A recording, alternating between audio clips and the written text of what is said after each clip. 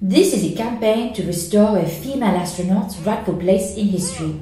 On the 18th of October 1963, she blasted off into the unknown before safely returning to Earth. So, why haven't you heard of her? No, not her. Her! This is Félicette, the cat who boldly went where no feline had been before. In 1963, the French space program gathered 14 cats in preparation for their next flight.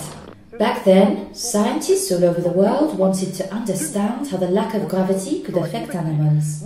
The idea being, if they can survive in space, then so can humans. In fact, these 14 cats went through the same intensive training as human astronauts.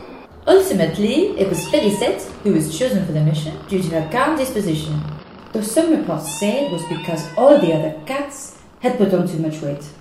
On launch day, Félicette was placed into a capsule atop a rocket that could travel at 5 to 6 times the speed of sound.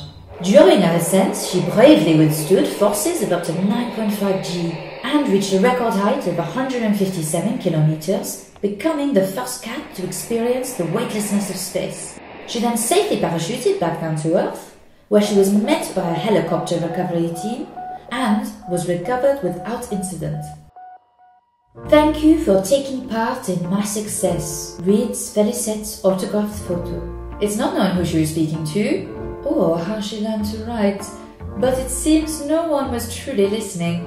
She made headlines, but would ultimately be overshadowed by the other space race milestones of the 1960s. Years later, her memory will be further obscured as a series of commemorative stamps all assumed she was a male cat named Felix. Seems the common misconception that only men are leading the fields of science and engineering applies to cats too. It's Félicette's contributions to spaceflight research that the ones that allow us to take our cats to the Martian colonies and beyond. For that, she deserves her rightful recognition. The first chimp in space is buried at the International Space Hall of Fame. The first dog in space is immortalized in bronze. The first cat in space has nothing. They couldn't even get the damn stamps right. Now, 54 years later, it's time to give Félicette a proper memorial. A statue to the Astrocat must be built. But we need your support to make it happen. Pledge to our campaign now and help forge Félicette's place in history. Merci.